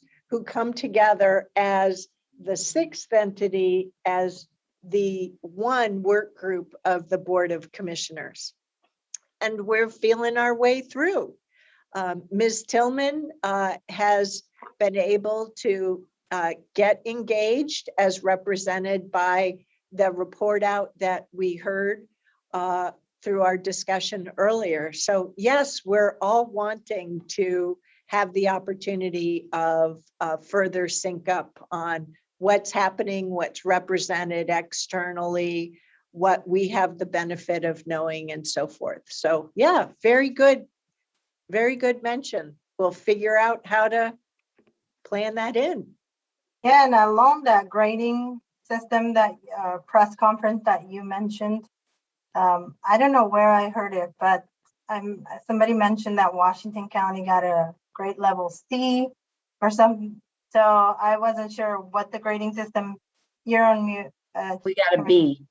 B, okay. And Yeah, that was I the heard, highest, that was the highest of all of the groups, and they went down as far as Fs. But it's all in that newspaper article that Catherine was talking about. And it was really more, it was not quantifiable. It was qualitative type of approach to grading. okay, yeah, so I don't know if anybody, the community doesn't have access to these grades, but because what I heard was a letter C, and I was like, well, that sounds a bad grade, reflecting my years of school, but so I think we need to have the message out there of all of this. I don't know how we do, but we're on the right track. I have another question about the board initiative document. Okay, so hang on, if I could offer up two more things on that topic. One is, I made a PDF of the OPB article about that press conference, and I will send it to all of you. Secondly, message heard earlier, as well as yours, and I'll work with Ms. Angie to figure out how we can get some board time set aside for this, whether it's in roundtable, work session, whatever. Not a problem at all. Great. Okay, are we ready to move to the next page? I think so. Clerk Moss? Still in the category of ownership. With county levies and finance planning. We have the levy referral. We have the passage of the referral. Because if we don't have successful passage, then we have some work to do. So I know I've been leaning on Commissioner Treese and Commissioner Fye a bunch. 4 of us have bigger areas. The 2 of them have the biggest areas of the ESPD as represented in our work session packet this morning with the map. Commissioner Rogers has some. You add all of that up for my area. Commissioner Willie has a teeny tiny bit. So, but I do want to say that the discussion this morning, the added input from Commissioner Willie and from Commissioner Rogers in relationship to how we're approaching this was extremely valuable. So my sense is that the entire board is focused on this, and regardless of penetration rates of ESPD. So thank you. Thank you. Well, the reason why I mentioned that is what we had today was all about the referral. And I'll just mention again, when it came to putting in elbow grease for getting it passed with the public safety levy, none of you were there. I understand that. I'm just talking about involvement up to this point. So I appreciate that. So then on facilities, we have the facilities master plan review. And one of the biggest facility concerns that comes to mind is, will we be able through this next fiscal year budget have that all important program manager that didn't make it into our current fiscal year?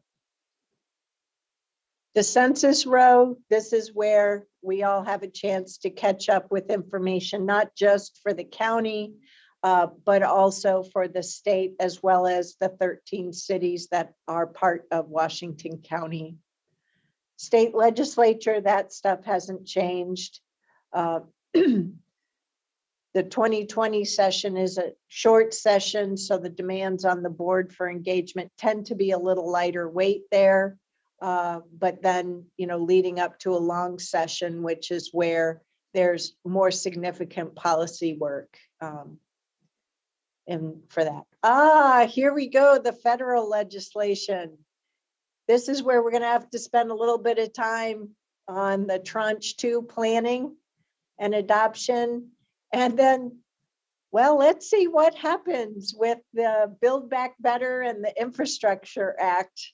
You know, there's the December 3rd looming deadline that the feds have, and so forth. So that will affect us as well. You know, if no other reason, if those acts passed, well, hopefully there will be grant programs and funding that we can act on. Then community engagement. This is where we'll sync up in January about what do we really want to accomplish in 2022. Our town halls are the current approach.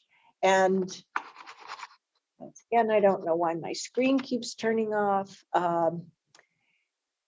Commissioner Treese and I, subsequent to the ESPD listening sessions, we're wondering about a potential town hall in the first half of the year on government revenue, you know, property taxes and fees, everything you always wanted to know.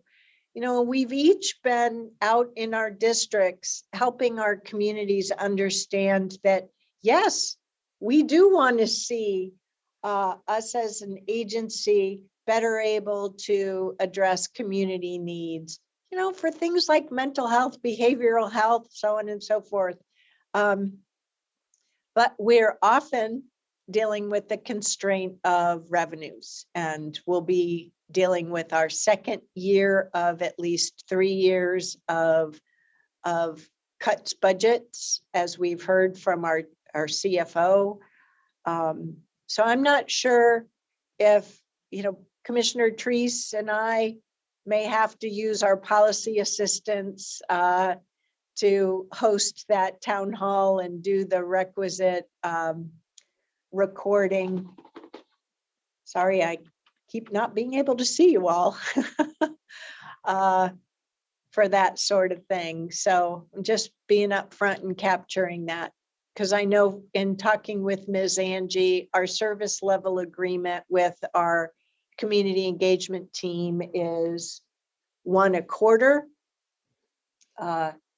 And right now, with our budget approach, we're planning on using the Q1 town hall for our budget.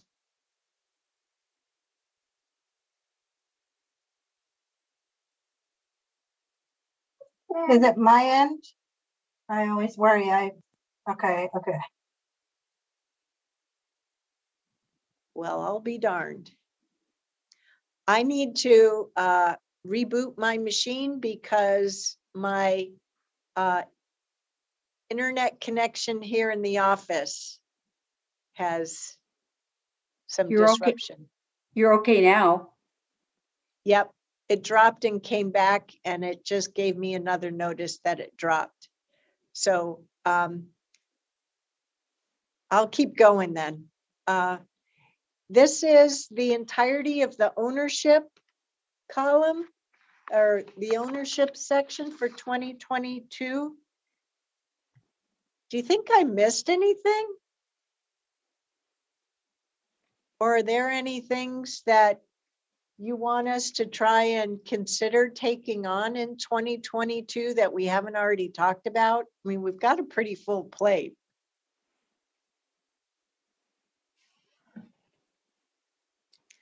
I have a then question, Chair go Harrington. for it. Yeah. And Commissioner Treese, you have a question too? You want me to go first? Okay, thank you. I'll be quick.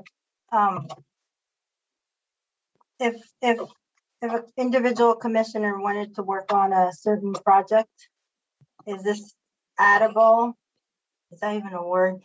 Can I add to this list at our next roundtable or the next, like, let's say in July, something comes up and then we're like, oh, this is a good board project. Could we come up here and add? So July?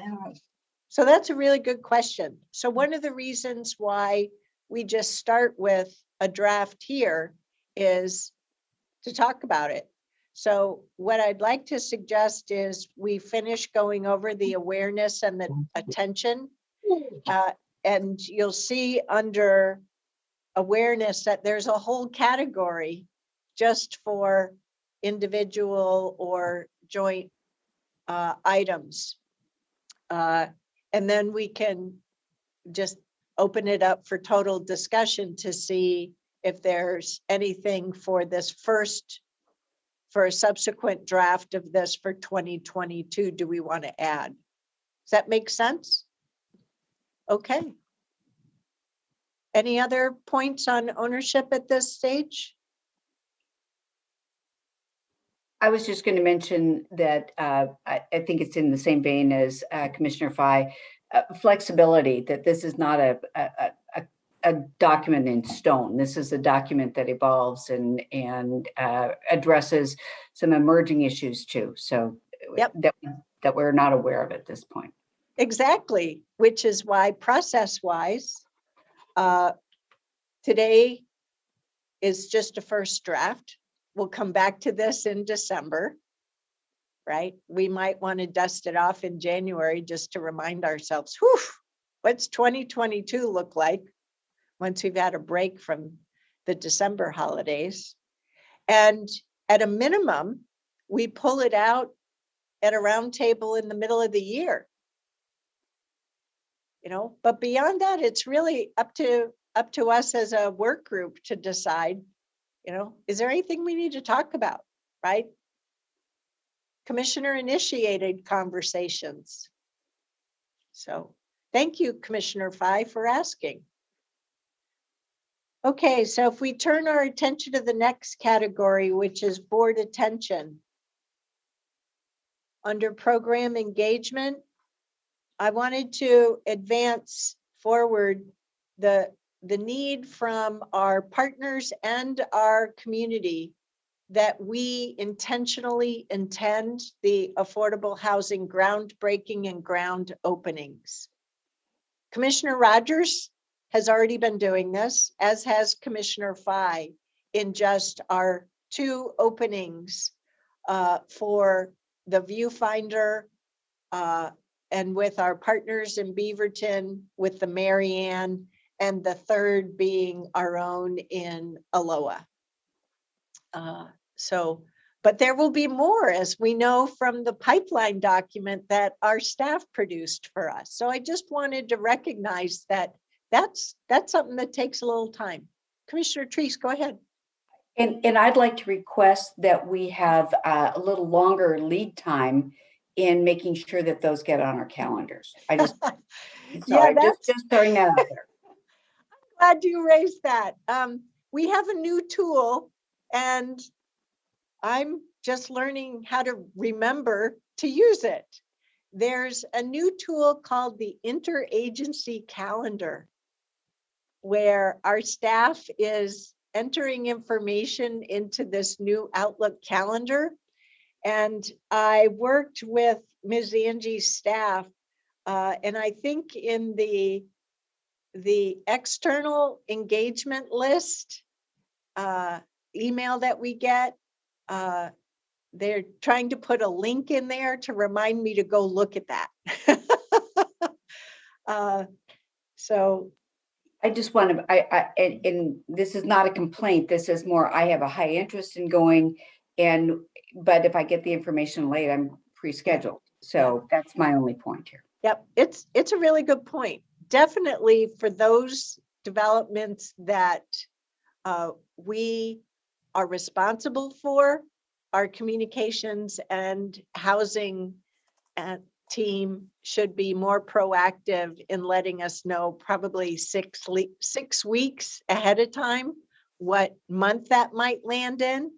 It can be a little difficult given that they have to work with the developers on when those events can happen, but they really need to be as judicious as possible, because you're right, our calendars fill up. That's my only point. Yeah, no, your comment is spot on. I hear you. I struggle with it too. And then in the case of one like Monday with the Marianne, we were, or at least I can say from my standpoint, I received an invitation from our community partner on that on like Thursday or Friday of last week, so just days. And so Brenda had to jump through hoops to get some meetings rearranged for me to go to that. So, whew, yep, thank you. That's where we'll rely upon our staff to really help us follow through on the need. Then we have the MISTIP 23-28 milestones. And I know our staff is coming to us in work session, but as there are external events, we'll want to know proactively how to plug into those. The other stuff is what we saw at mid-year. So it's not highlighted in yellow. The new section here is under miscellaneous. And this is just really trying to be intentional, normalizing vacation taking, including traveling vacations, living with COVID.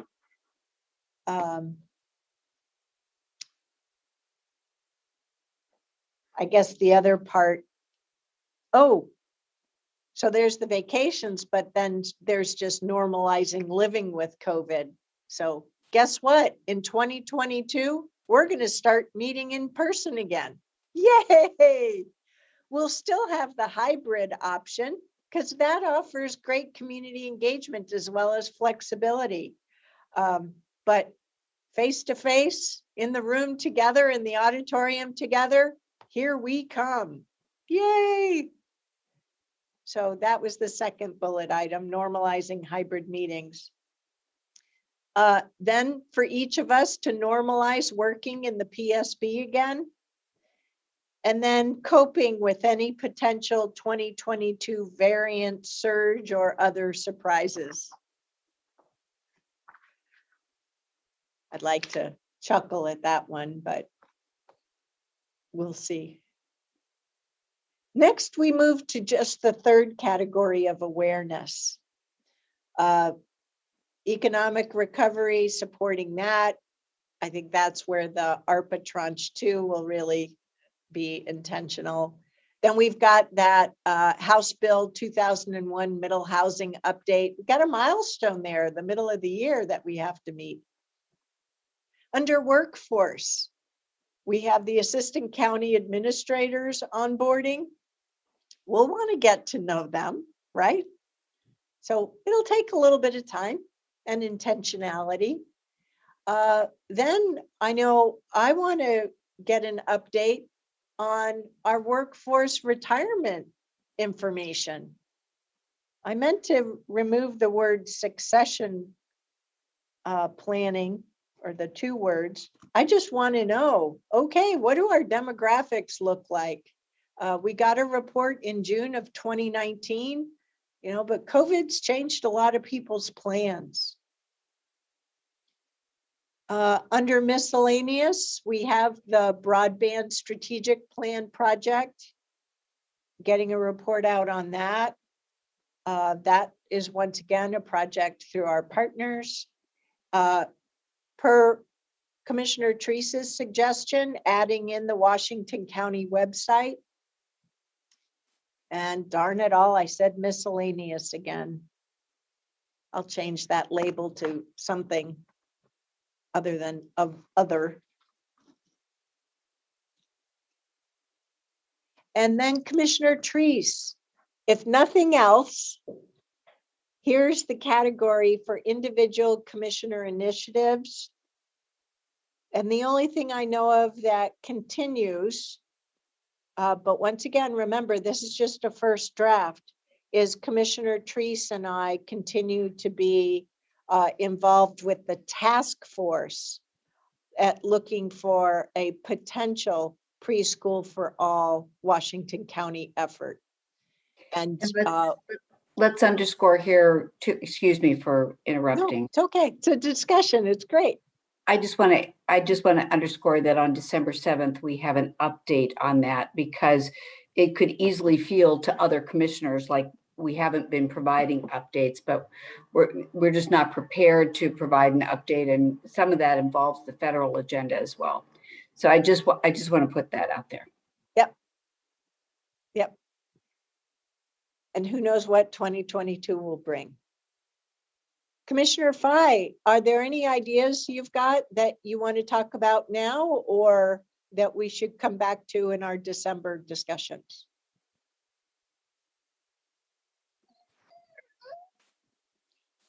Okay. Sorry, there's a cranky baby here. Not right now, Chair Harrington. Thank you for asking. Just wanted to facilitate the opportunity for other commissioners. It sounds like there's a whole section here. And I think, should we clarify individual versus board initiatives and where the staff help comes in? So for commissioner initiatives, the staff support we have is our policy assistants. Unless if it's something that the board wants to ask our CAO to scope out and spend other staff resources on, that's where we have to review that as a board and decide if that becomes a board accepted initiative. Okay, great. So that's the intention of the model anyway. So that's it for the first draft. What do you think? A start at least versus a blank page? I'm tired. A lot of work. Thank you. Yeah, it's a big job. Yep, there's one reason why district commissioners are now full-time, right? So this is, once again, this is just a tool to help us do our work as a board of commissioners and going forward. So I'll update this based upon our discussion. We'll add it into the December packet. But really going over it in December, it's really up to you, you know, as commissioners. Is there anything else to discuss, talk about, add, subtract, whatever? Okay. Great. Well, that's it for the posted agenda topics. Is there anything else that commissioners want to have the benefit of talking about today for our group discussion? Remember, this is the point of roundtables, is just that we can step out of the heat of the moment, the different policy initiatives we're working on, the different programs and projects that staff needs our involvement with. Oh my goodness, it's after 12 already. Time flies. Okay. Well, I'm not seeing or hearing anybody unmute. So what do you say we adjourn? Okay, great. Thanks, everybody. Bye-bye. Take care. Bye-bye. Bye-bye.